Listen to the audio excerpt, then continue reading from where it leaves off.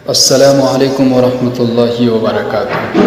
उम्मीद है खैरियत से होंगे, अल्लाह आपको महफूज रखे। इस वक्त मैं एक वीडियो लेकर आया हूँ, सोशल मीडिया पर बहुत ज़्यादा गर्दिश कर रही है। वो वीडियो क्या है और क्यों ना गर्दिश करे वो वीडियो? हक बोलने वालों को पूरा दुनिया साथ है। जी, मैं उसी की बात कर रहा हूँ। बैकग्राउंड आप लोग देख लिए होंगे कि किस पर बात कर रहा हूँ। इकरा हसन एक न्यू सांसद बनी हुई है और अल्हम्दुलिल्लाह आज जिस तरह हिंदुस्तान में हालात हैं, मुसलमान पर तरह तरह की बिल पास कर दी जा रही है, संसद में लाई जा रही है। आज हुकूमत ने ऐसी मुसलमानों पर टारगेट, तो इसी को बात को लेकर इकरा हसन ने, वो मस्जिद की मामला हो या किसी भील के बारे में हो, सारी बातों को निचोड़ कर रख दिया इकरा हसन। न्यू संसद बनी हुई, हक बोलने वालों को क़यामत तक इंशाअल्लाह साथ हैं और पूरा दुनिया साथ है।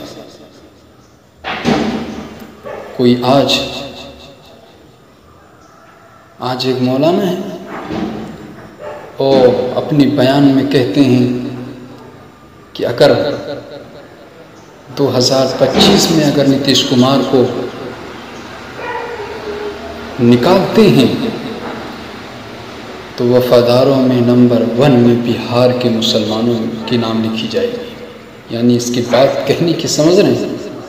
ये बोल रहे हैं कि अगर 2025 में अगर नीतीश कुमार को निकालते हैं बिहार से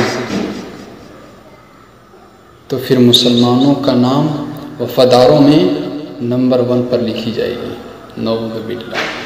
आज ऐसे मौलाना की ज़बान से ऐसी ज़बान निकल रही है, अल्फाज निकल रही है। बड़ी अफसोस होती है ऐसे बयान को सुनकर।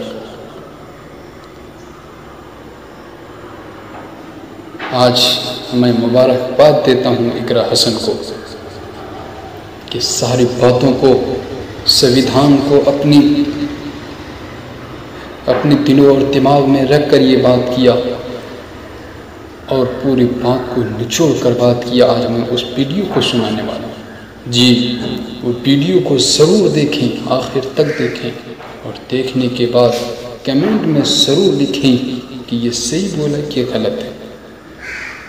जी, पहले आप वीडियो देखें, उसके बाद मैं कुछ बात करूँगा।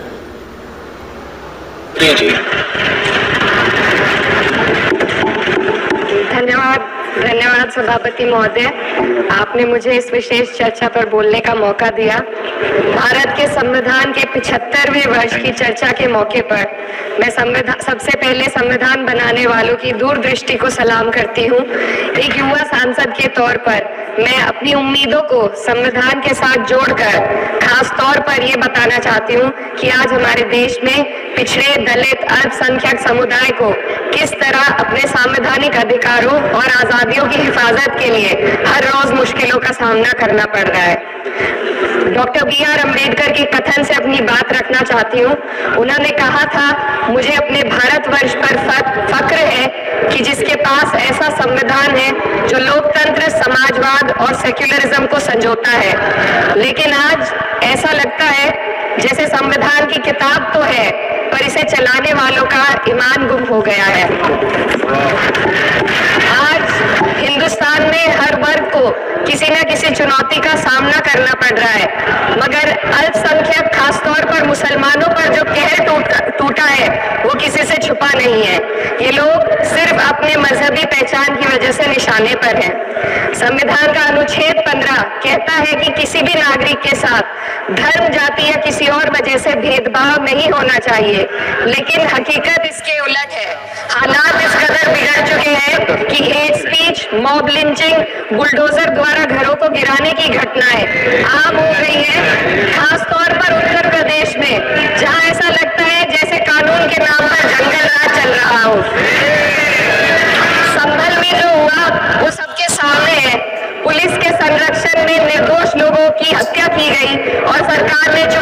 प्लीज।